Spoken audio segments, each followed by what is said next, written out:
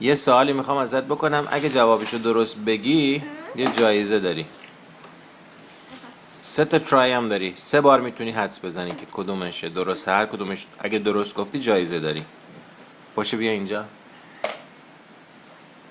برو پای کامپیوتره. این چیه؟ معلومه. چیه بگو. از اون پشت ماشین هستی شماره ای هست از اونم.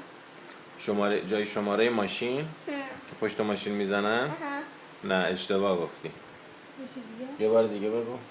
یه شانس دیگه، 2 تا شانس دیگه داری.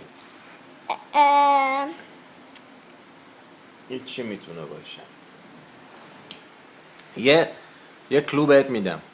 مال قدیماست، مال قدیم تراست، نه خیلی قدیما ولی مال قدیم تراست. یه ماشین اصلا ربطی به ماشین نداره. روی دیوار خب یه ساینه. رو دیوار یه ساینه. چه خاصیتی داره؟ اصلا این یه شانس دیگه داری. یه کلو آخرم بهت میگم.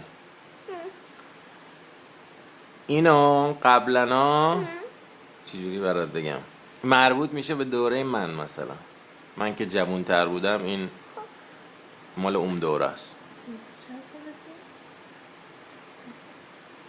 من چند سالمه؟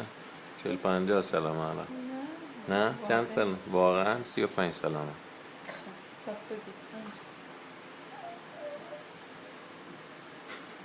فکر کن. یک کلو آخر بهت میگم، موسیقی از توش در میاد. او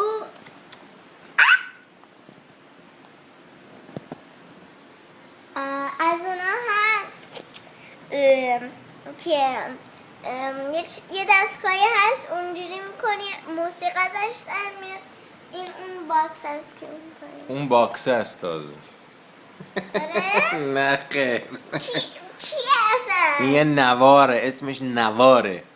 قبلا که CD نبود، خب اینو اینجوری میذاشتن توی ضبط، میزدن پلی، این میخوند، موسیقی از توش در میومد. اسمش نوار، کاسته.